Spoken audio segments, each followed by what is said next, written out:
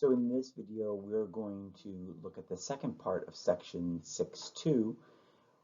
In the first part of section 6.2, we observed that the linear transformations, in other words, multiplying a random variable by a constant or dividing, or adding and subtracting a constant to a random variable, had the same effect on the mean and the standard deviation as we saw back in previous chapters when we were dealing with distributions of data. So you'll notice that those were the same and the same results. In this part of this section 6.2, we're going to combine two random variables by adding the random variables or perhaps subtracting the random variables, and we will see what happens to the mean and the standard deviations of the resulting combined random variables.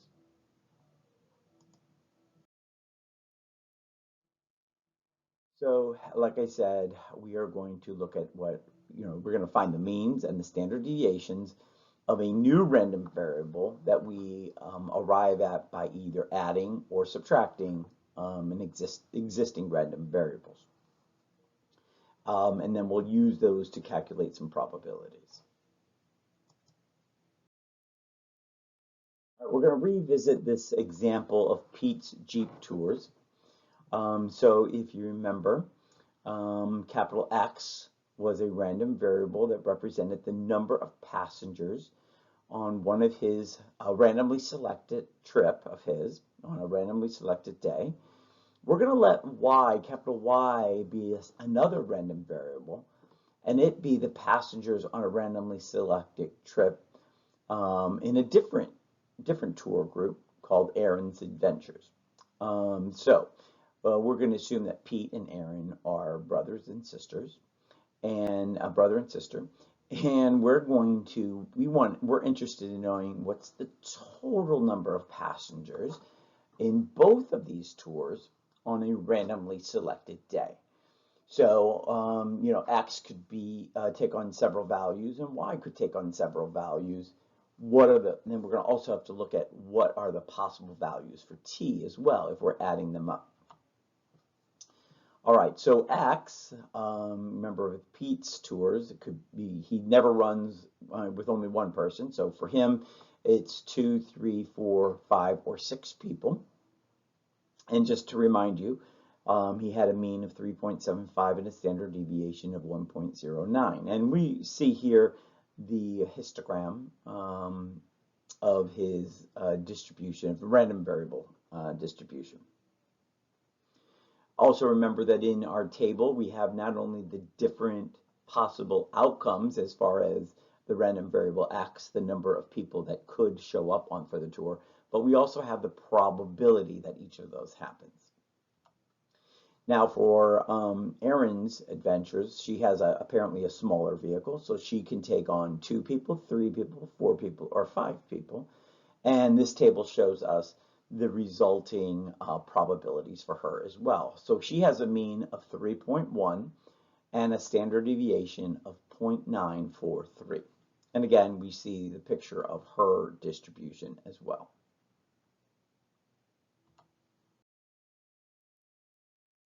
All right, so how many total passengers can Pete and Aaron expect on a randomly expected day? So remember that the mean for, the mean mu with subscript X, that would be Pete's mean of his random variable, and then Aaron mean subscript Y, that would be her mean. And so the average total mean kind of makes sense that we would simply add those two together. So they will average a total of 6.85 passengers per trip. And then we can generalize this in the following way. So the mean of a combined, if we're adding those random variables, kind of makes sense that we would simply add their means, and that's indeed what we do. So the expected number of people for this random variable T, or mu sub T, those are two different nomenclatures, but they mean the same thing. The expected value, or the mean of the random variable t. So the mean of the sum will simply be the sum of their means. All right, so how much variability is there in the total number of passengers who go on Pete and Aaron's tours on a randomly selected day? So the mean, we've established that. Now, how varied is t going to be, right? So what's the standard deviation of this new random variable t that we arrived at by simply adding up the other random variables? All right, so knowing whether event involving X alone has occurred tells us nothing about the occurrence of any event involving Y. So in other words, we can assume that X and Y. So, Pete and Aaron live in different parts of the country. So, the outcome for the number of people that show up for Pete's tours is going to be independent from the number of people that show up for Aaron's tours, right? So we kind of need to assume independence of these random variables. All right, so probability models often assume independence when the random variable describes outcomes that appear to be unrelated to each other. So we will often have to we have to make an assumption of independence. And we'll do that, we have to ask ourselves, does this sound reasonable, right? In our investigation, it's reasonable to assume X and Y, Pete, the number of people that show up for Pete and the number of people that show up for Aaron's are independent because, like I said, we're assuming that they're running their tours in different parts of the country. So, a rainstorm in one area is not going to affect the weather in another area. All right, so this table looks at all the possible combinations that could show up. So in other words, the fewest number of people that could show up is 2 for both. So that would give us the first column here. That's one way in which we could have 4 people total for these 2 tours. And then there's 2 ways that we could have a total of 5. So Pete could have 2 and Aaron could have 3, or Pete could have 3 and Aaron could have 2. And so this table, if you look under the T sub I column, it's the total number. So these can vary from 4 all the way up to 11. And I'm just kind of showing you how the different ways could happen, right? And then next to each outcome, X and Y, is the probability of those could happen, and we can pull those off of the tables we saw on the first slide. All right, and so we could multiply across to get the probability of individual t values happening. So if we want to concentrate just on the table T here, and the resulting probabilities next to them. And so this is our probability distribution for the random variable T. And if we shrunk all those down, so put all the 5s together, all the 6s together, all the 7s together, and so on, we added those probabilities, we could get a more useful table to us. It would be this one. And then you can see what the distribution, the histogram distribution looks like there as well. Okay, so we remember that the mean of the total is simply just the sum of those.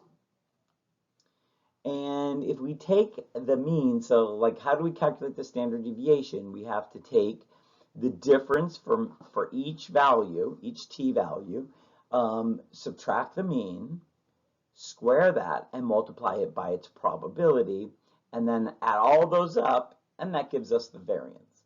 So if we were to do all of that, you could see that the variance here is 2.0775. And then if we took the square root of that, we would get the standard deviation. But here, I just wanted to point out that we weren't given the variances for Pete and the variances for Aaron, but we could have taken the standard deviations that we had and we could square them. And so we could get their variances. And so interestingly enough, if we look at the variance for Pete and the variance for Aaron, we see that if we add those up, we get the variance for the t. And so we are indeed not going to be adding up the standard deviations, which is what you probably would guess.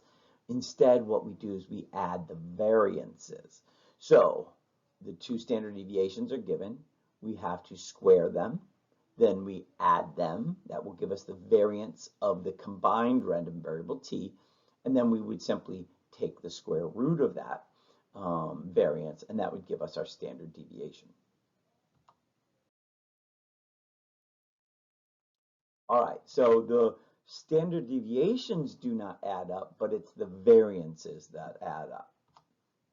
So the standard deviation, the variance of the random variable, combined random variable t, is equal to the variance of each of the random variables. All right, and so it's the sum of the variances, not the sum of the standard deviations. All right, remember, of course, that these two random variables you have to have the assumption that they are independent, and that, remember, we just never add up the standard deviations. Instead, we add the variances. All right, so we want to also look at what would happen when we subtract, or we have a difference of two random variables. The example we just did with t, we added up the random variables for the number of people that are on Aaron's tour and on Pete's tour. But here, let's assume that we want to subtract. All right, so let's say we have some new random variable d, which is the combination of x minus y. So I don't know, we want to know what the difference in the, if we were subtracting, I can't think of why we would want to do this, but there are situations where we will want to subtract two random variables. So if we subtract x, the random variable for the number of people at Pete's tour, and subtract from that the random variable y, the number of people on Aaron's tour, then kind of makes sense, and kind of intuitively you would think that how would we find the mean of this difference d? And that would simply be the difference in the means. So it's the difference of the means. The mean of the difference is the difference of the means, okay? And of course, the order in which we subtract those are important. Now, what's a little bit surprising is, I think if we asked you, all right, now what about the standard deviations, or the variances, which is really what we combined in the previous example. If we subtract two random variables, we still add the variances. So we're going to go through an example to show that why, even though you're subtracting the random variables, intuitively you would probably think that the variances are smaller, but indeed the variances are the same as if we were adding them. So we sum up the variances still, and then of course if we want the standard deviation, we take the square root of it. But regardless of whether we're adding or subtracting the random variables, we add the variances. The standard deviation is getting larger. The data is more varied regardless of whether we add or subtract the random variables.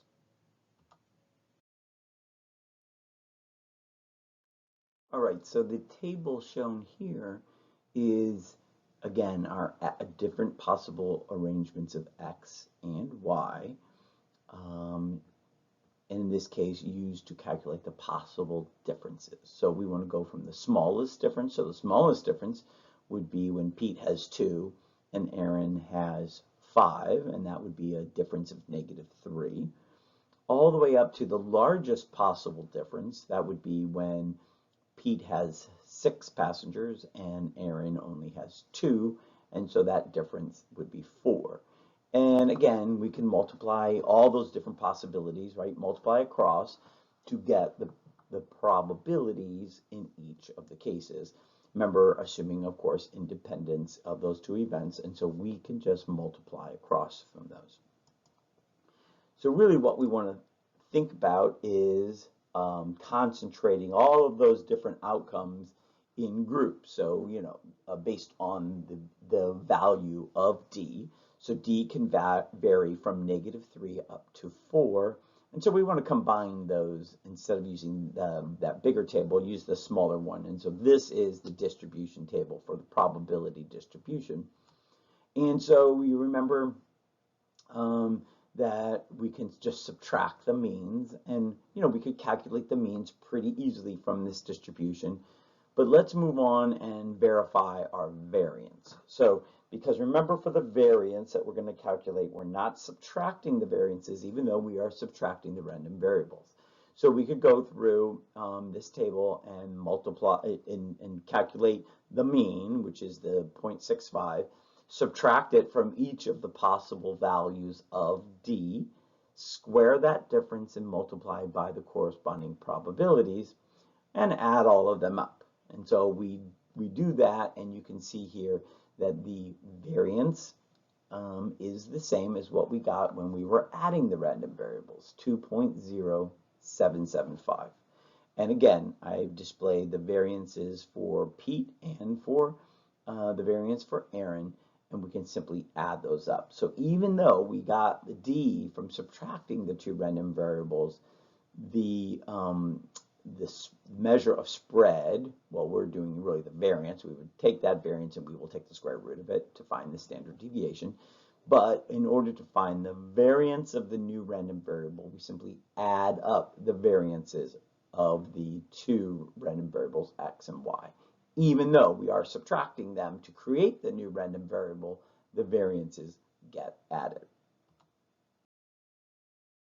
And I might show you these next to each other. So these tables are the two tables that we saw in earlier slides, but I put them here on the same slide just to show a point. So one of the simplest ways to measure spread is to look at the range.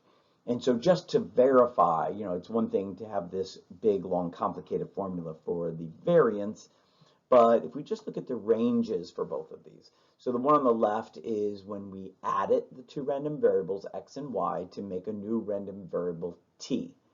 On the right is when we took x minus y to get the new random variable, d. So regardless of whether we added the two random variables or we subtracted them, in this case, the measure of spread here, we're looking at range, well, it's the same. So 11 minus 4 is 7, and 4 minus -3 is also 7.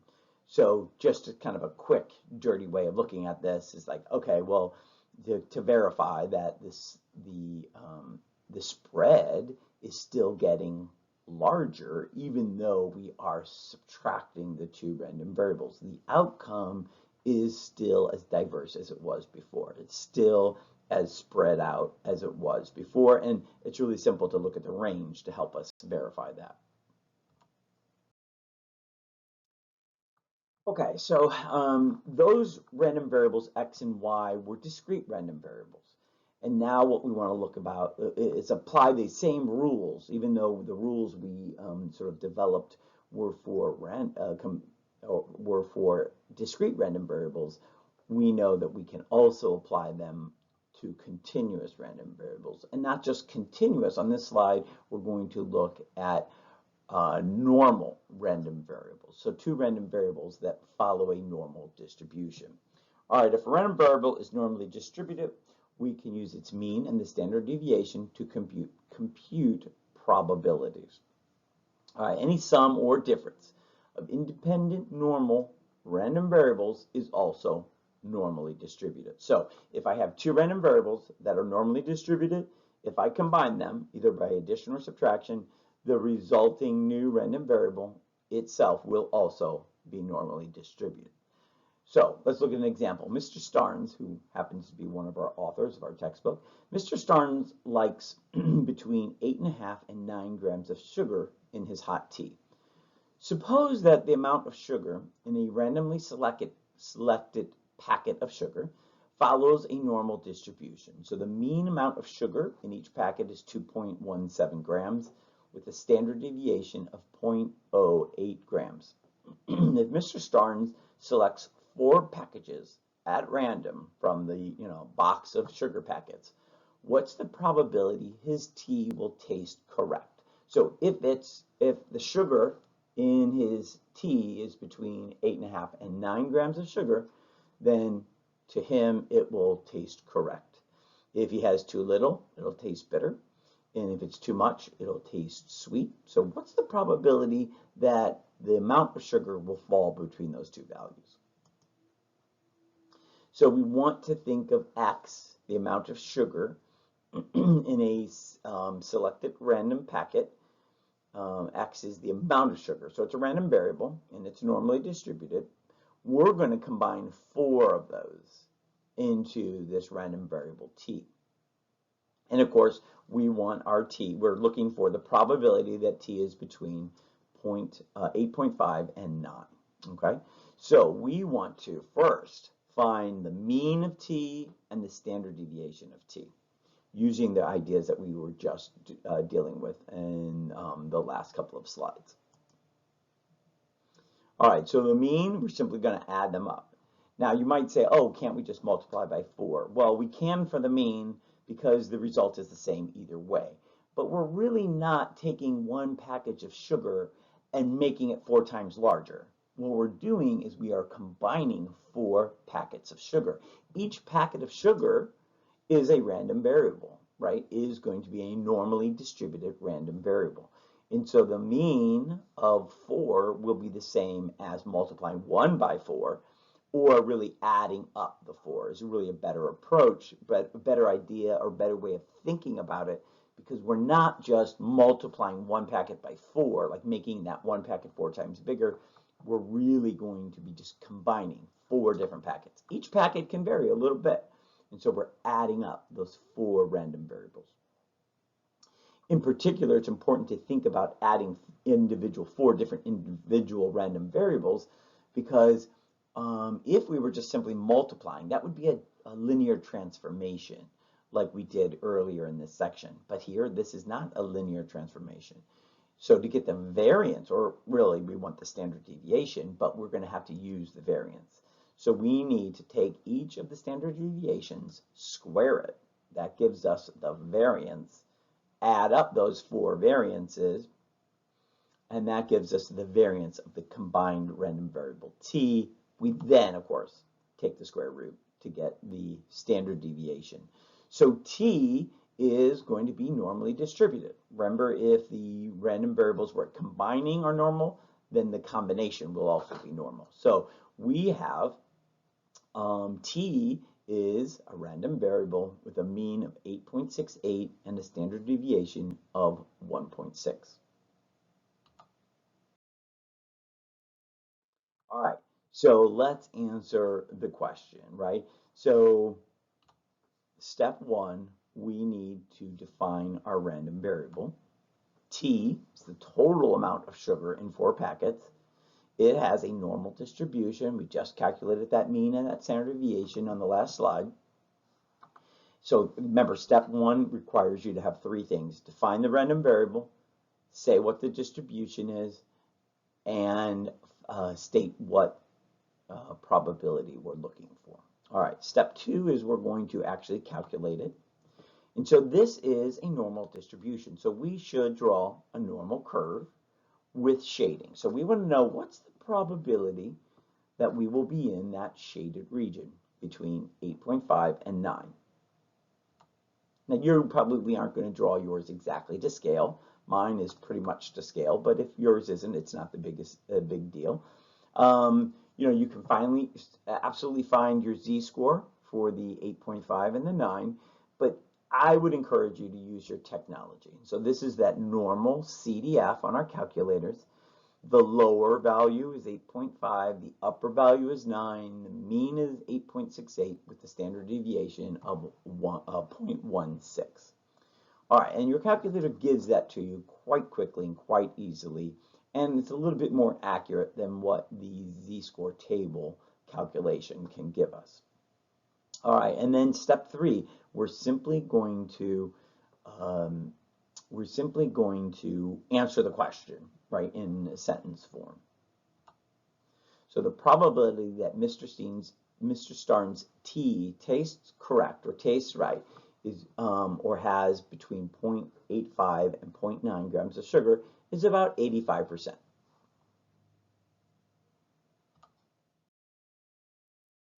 All right, so this homework is due next class.